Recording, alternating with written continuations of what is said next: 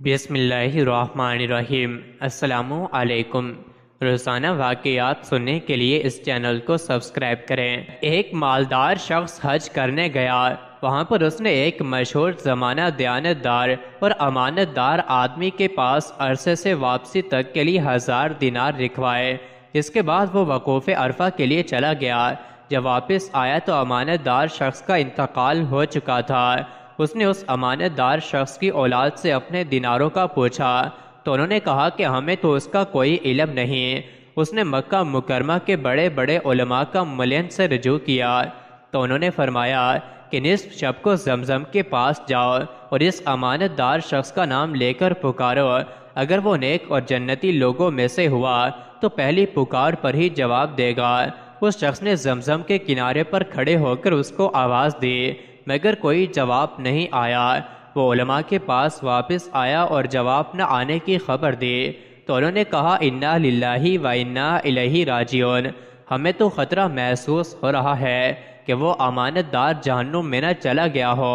آپ یمن چلے جاؤ، وہاں ایک کنواں ہے جسے چاہ برہوت کے نام سے لوگ جانتے ہیں۔ کہا جاتا ہے کہ یہ کنواں جہنم کے منہ پر واقع ہے۔ وہاں جا کر رات کو اس امانت دار کا نام لے کر آواز دو، وہاں پر ضرور جواب مل جائے گا۔ وہ شخص یمن چلا گیا، لوگوں سے پوچھ کر چاہ برہوت تک پہنچا۔ رات کو امانت دار کا نام لے کر آواز دی تو اس نے جواب دیا۔ اس شخص نے کہا کہ میری اشرفیاں کہاں ہیں؟ امانت دار نے کہا میں نے انہیں اپنے گھر کی فلاں جگہ پر زمین میں دفنا رکھا ہے، کیونکہ میں نے اپنی اولاد کو امانت دار نہ سمجھا، لہٰذا تم جاؤ اس جگہ کو کھودو، تمہیں تمہاری اشرفیاں مل جائیں گی۔ اس شخص نے کہا یہ تو بتاؤ کہ تم یہاں جہنمیوں کی جگہ کیسے پہنچے جبکہ لوگوں کا گمان تمہارے نیک اور جنتی ہونے کا تھا؟ امانت دار نے کہا میری ایک تن دست اور غریب بہن تھی، میں نے اس سے قطع تعلق کیے رکھا تھا، اس پر کبھی رحم نہیں کھایا نہ کبھی صلح رحمی کا خیال کیا، تو اللہ تعالیٰ نے اس کی سزا میں مجھے اس جگہ جہنمیوں کے درمیان پہنچا دیا۔ ایک مرتبہ کسی چور نے حضرت عبداللہ بن مسعود رضی اللہ عنہ کے گھر سے دراہم چرا لیے۔ گھر والوں نے فطری طبی تقاضے کی پیش نظر اس چور کو بددعائیں دینا شروع کر دیں۔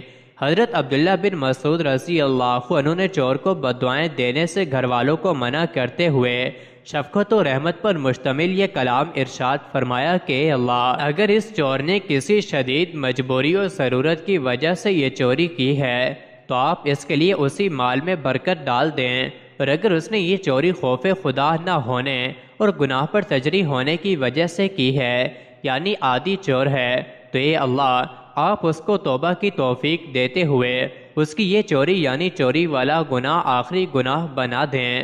حضرت عبداللہ بن مسعود رضی اللہ عنہ نے چور کو جو بددعائیں دیں در حقیقت یہ چور کے لیے دعائیں خیر تھیں۔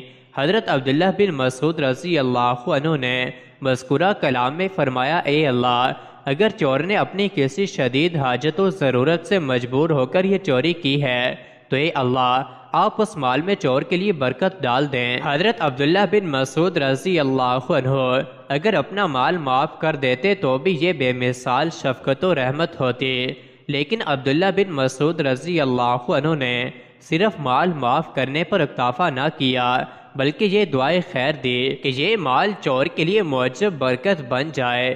حضرت عبداللہ بن مسعود رضی اللہ عنہ نے اس کلام میں اپنے غم و غصے کا اظہار یوں فرمایا کہ اگر اس چور نے یہ چوری بغیر ضرورت کے کی ہے اور گناہوں کی عادت و جرت اس چوری کا سبب ہے تو اے اللہ آپ اس چور کو توبہ کی ایسی توفیق دیں کہ یہ چوری اس کی آخری چوری ہو اور اس کے بعد وہ نیک و صالح بن جائے۔ مزید ایسی ہی ویڈیوز کے لیے چینل کو ضرور سبسکرائب کریں۔